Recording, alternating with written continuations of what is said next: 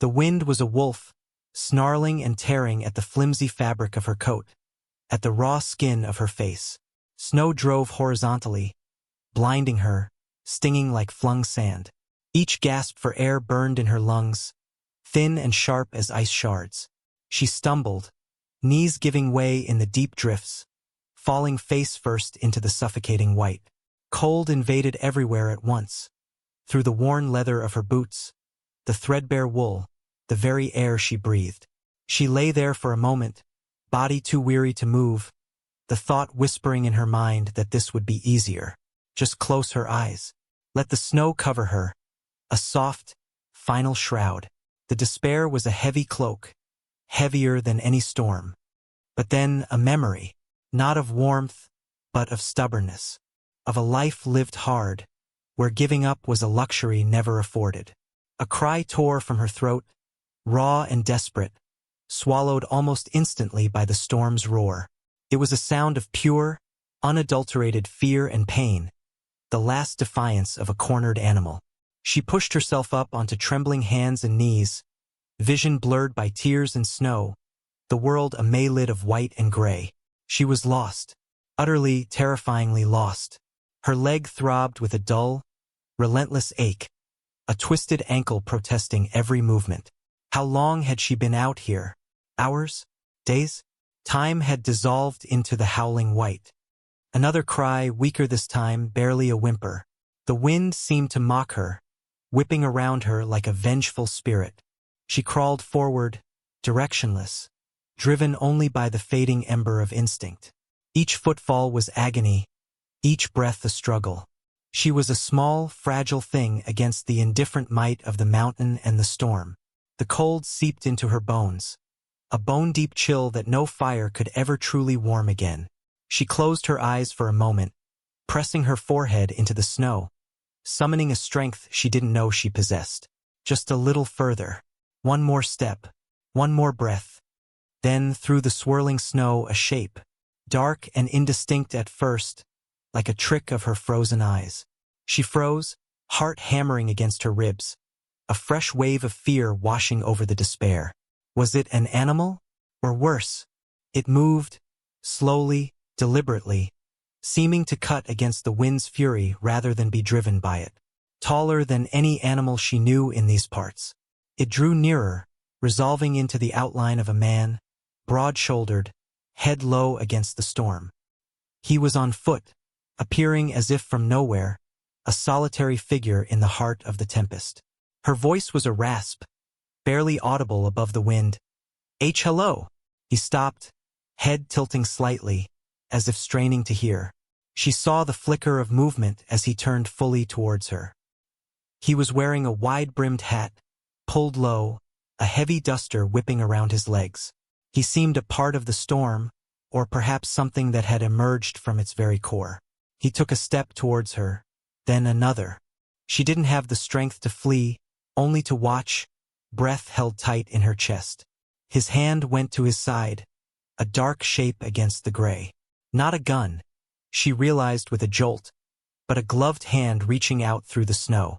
He said something, his voice a low rumble lost to the wind, but she felt the presence, solid and unexpected, a sudden anchor in the chaos. He had heard her. Her cry, swallowed by the storm, had somehow reached him. In the brutal, unforgiving white, he was here. He didn't speak again as he reached her, just knelt slowly, his eyes, dark and steady beneath the hat brim, assessing her with a quiet intensity that was neither pity nor aggression, simply observation. She was a problem to be solved. He saw the twisted ankle, the raw, blue skin of her exposed hands, the wild desperation in her eyes. He offered his hand, large and calloused, through the thick leather of his glove. It wasn't a soft offer, but a firm, practical one. A lifeline extended in the middle of nowhere. She hesitated for only a fraction of a second, the lifetime of caution towards strange men warring with the immediate, desperate need for survival. The cold one. She reached out a trembling hand and took his. His grip was strong, unwavering. He helped her slowly to her feet, bracing her as she swayed, the injured ankle sending a searing pain up her leg. "Can you walk?" His voice was deep, quiet, carrying just enough above the wind's shriek. Not unkind, but factual. She nodded, biting back a cry, her teeth chattering uncontrollably. "Slowly," she managed to whisper, the words snatched by the wind. He didn't comment, didn't offer platitudes. He simply put her arm over his shoulder, his sturdy frame taking most of her weight, and began to move slowly, deliberately, against the onslaught of the storm. He steered them through the deepening snow, his pace measured, his gaze fixed on something she couldn't see through the white veil. He seemed to know where he was going, a silent guide leading her away from the brink of oblivion. The sheer physicality of his presence, the steady rhythm of his steps, the warmth radiating from his body through her thin layers, was a shock after the all-consuming cold. She leaned heavily on him, focusing on the simple act of putting one foot in front of the other, trusting him implicitly because she had no other choice. He was her only hope, a dark, silent shape moving through the storm, a stranger who had answered a cry he wasn't meant to hear. The wind still howled, but it sounded slightly less like a predator's snarl, and more like a distant, mournful cry. After what felt like an eternity, though it was likely less, the wind began to abate slightly, the snow thinning from a furious deluge to a thick, steady fall. A shape emerged from the swirling white ahead, not a rock formation, but something man-made. A small, crude cabin, barely more than a shack, nestled against the side of a rocky outcrop. Smoke, thin and gray, curled from a stone chimney. Relief, sharp and sudden, made her knees tremble further. He led her directly to the door, not hesitating, not explaining. He pushed it open, revealing a small, dark interior lit by the flickering glow of a meager fire in a stone hearth. The air inside was thick with the smell of wood smoke, damp earth, and something else, something wild and untamed. It was shelter, blessed, life-saving shelter. He guided her inside, the door closing with a solid thud behind them, shutting out the worst of the storm's fury. He didn't fuss over her. He simply helped her to a rough bunk covered in furs near the fire, gently easing her down. He knelt before the fire, adding a few more pieces of wood, coaxing the flames higher. The small space began to fill with a tentative warmth. She watched him, curled on the bunk, still shivering uncontrollably, the initial surge of relief slowly giving way to a fresh wave of apprehension. He was a stranger, a capable, silent man in a remote cabin. Her mind, recovering from the shock of the cold, began to whisper warnings. He turned from the fire, his movements economical. He had a worn tin cup in his hand, filled with something steaming. He offered it to her. "Drink." His voice was low, rough, unfamiliar. She hesitated, her gaze flicking from the cup to his face, shadowed by the firelight. His expression was unreadable. She took the cup, her hand shaking so badly she nearly spilled it. The liquid was bitter, herbal, but warm, spreading a comforting heat through her chest. She drank it slowly, savoring the warmth, keeping her eyes on him. He sat back on his heels by the fire, watching her with that same quiet, steady gaze. He didn't try to talk, didn't ask her name or how she came to be out in the storm. He simply existed in the space, his presence filling the small cabin with a quiet power. She finished the drink, the warmth settling deep within her. The shaking began to subside, replaced by a deep ache throughout her body and the throbbing in her ankle. She looked at him again. He was tending to the fire, his back to her now. The silence was broken only by the crackling of the flames and the distant howl of the wind outside. It wasn't an uncomfortable silence. Not yet. It was simply present. She lowered the cup, her voice raspy. "Thank you." He didn't turn, just gave a slight, almost imperceptible nod. He finished with the fire, then rose and moved to a corner of the cabin, where he had a small supply of provisions. He rummaged briefly, then came back with a clean strip of cloth. He knelt by her bunk again, his gaze falling on her injured ankle. She tensed instinctively. "Going to wrap it," he stated, his voice calm. He didn't ask permission, but his tone wasn't demanding. It was just what needed to be done. He gently removed her soaked boot and sock, revealing the swollen, bruised flesh. She winced. His hands were large, strong, but surprisingly gentle as he examined the injury. He worked slowly, carefully, wrapping the cloth firmly around her ankle.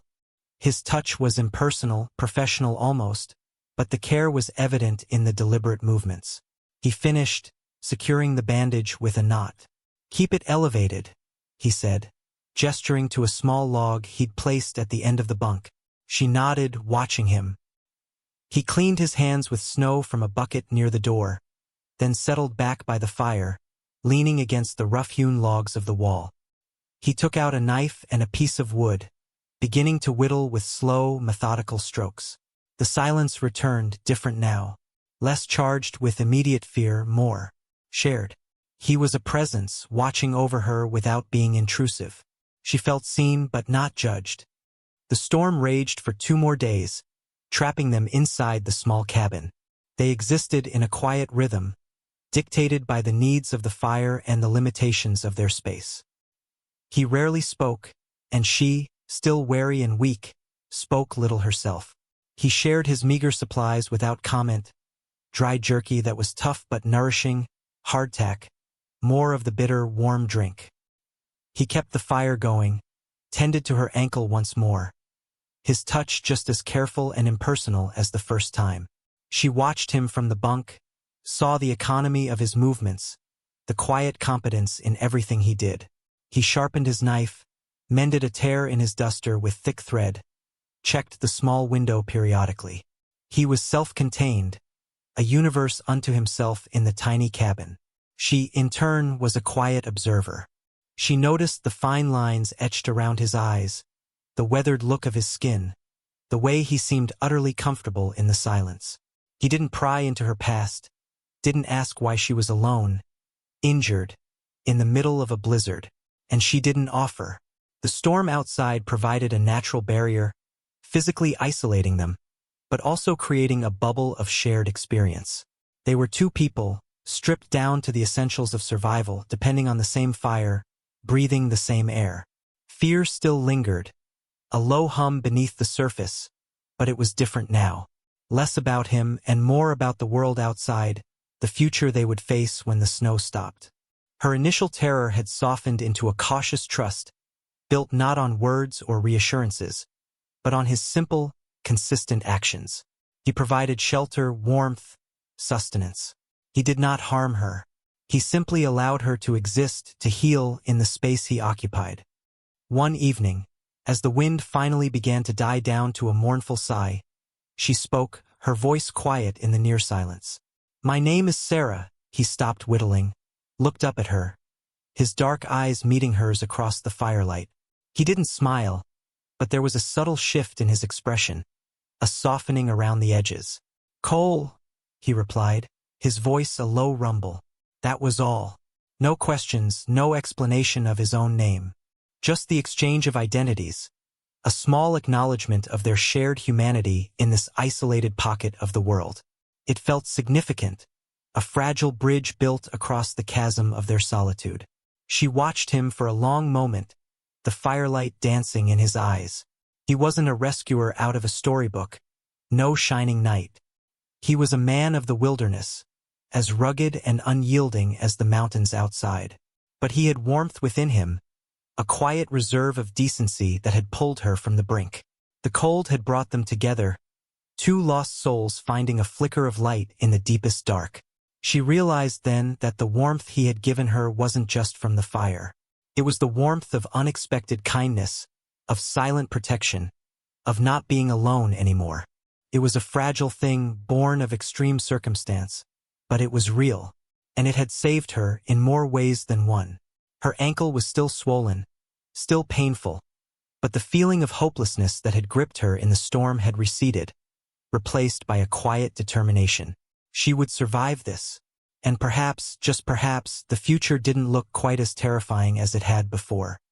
On the 4th day, the storm broke. Sunlight, blindingly bright, streamed through the small window, illuminating the dust motes dancing in the air and revealing the deep drifts piled outside the door. The world was transformed, pristine and silent beneath a blanket of white.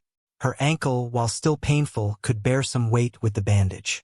They needed to leave. The cabin's supplies were running low. The unspoken understanding passed between them. It was time to face the world again. Cole prepared them for departure with the same quiet efficiency. He fashioned a crude crutch for her from a sturdy branch. He checked their path from the doorway, his gaze scanning the vast, snow-covered landscape. Sarah watched him, a knot of apprehension tightening in her stomach. Leaving the safety of the cabin felt daunting. But she was different now.